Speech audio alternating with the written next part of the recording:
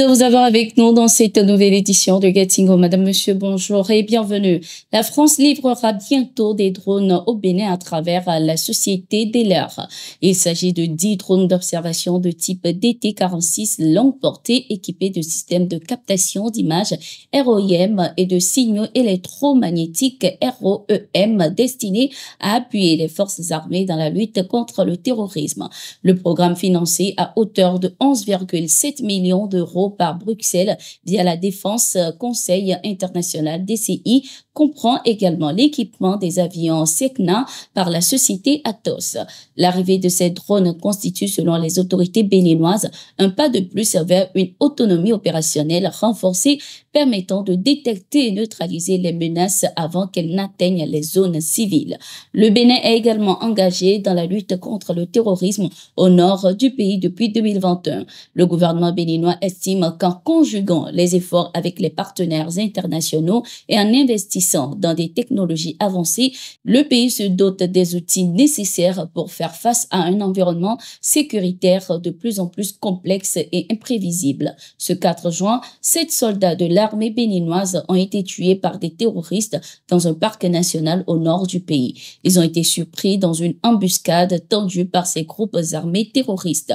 Ces actions interviennent au moment où le Bénin et le Niger sont engagés dans une série de bras de fer.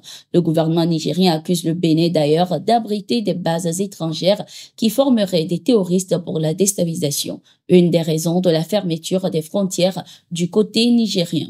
Le ministre des Affaires étrangères du Mali, Abdoulaye Diop, dans son allocution à la 36e édition du Forum de Grand Montana qui se tient à Bruxelles, à sa langue de bois, dit ses vérités sur la crise multidimensionnelle qui secoue les pays de l'Alliance des États du Sahel. Des sanctions de la CEDEAO en passant par la menace d'intervention militaire au Niger, le chef de la diplomatie malienne n'a pas mâché ses mots. Il a également précisé que l'avenir du Sahel se décide désormais par ses habitants. Écoutons. Des sanctions ont été imposées à nos pays. Ce qui me semble aussi normal, il ne faut pas qu'on pense que ce n'est pas normal. La CEDEAO a ses règles, nous en étions membres, nous avons accepté ces règles, mais la plupart de ces règles, c'est la suspension de nos organisations quand il y a des changements dits anticonstitutionnels. Mais il y a eu des sanctions économiques et financières qui ont été imposées à ces pays sans aucune base légale. Il n'y a aucun traité, aucun texte de la CEDEAO qui est prévu qu'on puisse fermer les frontières. Jusqu'à demain, j'espère que des juristes pourront nous donner la réponse. On a utilisé l'Union économique et monétaire pour fermer nos banques centrales, pour fermer nos comptes bancaires des États, pour affamer les populations. Dans le cas du Niger, même les médicaments n'étaient pas autorisés. Pourtant, l'article 4 du statut de la Banque centrale indique que la banque ne peut recevoir d'injonction d'aucun autre organe, fût-il l'organe des chefs d'État. Mais ça a été fait. Bon, je pense que ça a été des erreurs qui ont, de mon point de vue, touché à l'ADN même de l'organisation. Parce qu'une organisation qui est faite pour intégrer, si elle commence à désintégrer, elle attaque son ADN. Et ça crée un fossé entre nous. On a essayé d'expliquer à nos amis de la CEDEAO, la suspension ne veut pas dire ostraciser les erreurs accumulées qui nous ont amenés jusqu'à ce que, maintenant, il y a eu le coup d'État au Niger et la CEDEAO a décidé de faire une intervention militaire. Vous savez que quand on est dans une union, ça veut dire qu'il y a même un pacte de non-agression. On ne peut pas se lever, c'est vrai, même si un chef d'État est renversé, se lever un matin pour dire qu'on va attaquer un pays, pour la CEDEAO qui, depuis 20 ans, a une force en attente qui est toujours en attente. Ça veut dire, en réalité, ce sont des acteurs extérieurs à la région qui dictent leur volonté à la CEDEAO. Je suis désolé de dire, même l'Union européenne a soutenu cette décision de la CEDEAO d'attaquer un pays souverain qui lutte depuis 10 ans contre le terrorisme. Ses frontières sont fermées. Quand vous attaquez le Niger, mais vous attaquez une armée, mais vous libérez les terroristes. Ils vont aller où? Au Mali, au Burkina, partout. Donc pour nous, notre engagement pour l'intégration et l'unité et l'idéal panafricain reste intact, mais nous trouvons que certaines de ces organisations, de notre point de vue en tout cas, n'incarnent plus cet idéal. Et que nous, il nous faut, à travers l'Alliance des États du Sahel, proposer une alternative. D'avoir une organisation, qui ne soit pas pilotée par l'extérieur, une organisation qui ne devienne pas un danger pour ses membres, pour ses populations, comment on peut travailler à rapprocher nos populations en mettant en place une autre façon de faire. Je pense que c'est là où il me semble être important que vous compreniez, qu'on soit pour la CEDEAO, pour l'UEMOA ou comprenez qu'avec l'AES, il y a une nouvelle donne géopolitique qui est là. Que vous l'aimez, que vous l'aimiez pas, peu importe. 2.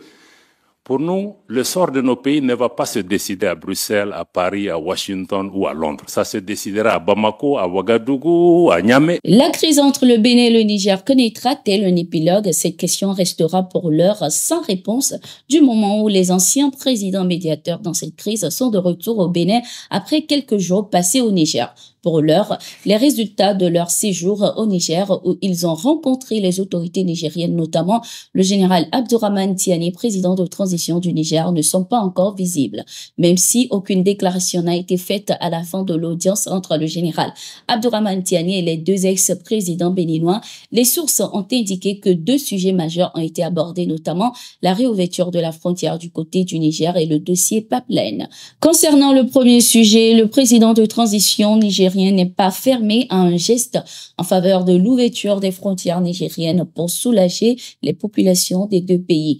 Il entend quand même rester vigilant aux abords des frontières au cas où il décide de les ouvrir. En ce qui concerne le dossier du pipeline Niger-Bénin pour l'écoulement et l'exportation du brut nigérien, les sources ont également indiqué que le dirigeant nigérien a confié au médiateur avoir pour le moment refermé ce dossier. Notons que Boni Yayi et Nicéphore Soglo se sont rendus au Niger après l'exacerbation des tensions entre les 2 pays voisins nées de l'arrestation suivie de l'emprisonnement le 5 juin 2024 d'une équipe de superviseurs nigériens au terminal de Semek-Mondi. Le torchon continue de brûler également entre le Congo et le Rwanda. Félix Tshisekedi, le président congolais, vient de refuser une rencontre avec Paul Kagame, le président rwandais, qu'il accuse de soutenir et de financer les groupes rebelles à l'est du Congo.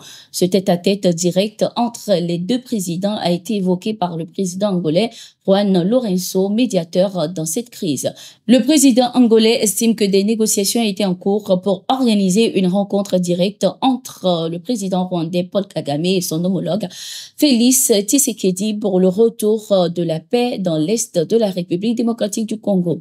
Nous sommes en train de négocier au niveau ministériel dans la perspective de pouvoir très prochainement réunir les 2 chefs d'État de la République démocratique du Congo et du Rwanda pour un échange direct sur le besoin inaliénable de parvenir à la paix définitive.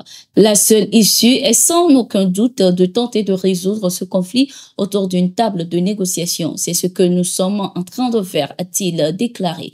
À ces affirmations, le président Félix Tshisekedi, par la voix de sa ministre des Affaires étrangères, estime que cette option n'est plus envisageable. Tout en dénonçant de nouveau l'agression du Rwanda, elle a appelé à des actions et sanctions ciblées contre Kigali. La République démocratique du Congo attend plus que des condamnations verbales de la part des membres du Conseil de sécurité de l'Organisation des Nations Unies, a-t-elle affirmé. Au Zimbabwe, les partisans du parti La Coalition des citoyens pour le changement sont en colère. Ils étaient plusieurs à se rassembler devant le tribunal de première instance de la capitale à Harare ce 27 juin pour réclamer la libération de 78 militants à qui un magistrat avait refusé la liberté sous caution. Une manifestation qui n'aura été que de courte durée puisqu'elle a été dispersée par la police. Notons que ces partisans détenus depuis quelques jours maintenant sont accusés de troubles à l'ordre public et de participation à un rassemblement dans l'intention de promouvoir la violence, les atteintes à la paix ou le sectarisme. Ils risquent une amende ou jusqu'à 5 ans de prison s'ils sont reconnus coupables. Nous voilà arrivés à la fin de cette édition de Getsingo. Merci d'être resté avec nous. Nous sommes en continu sur nos différentes plateformes et sur notre site d'information, le www.toafrica.com.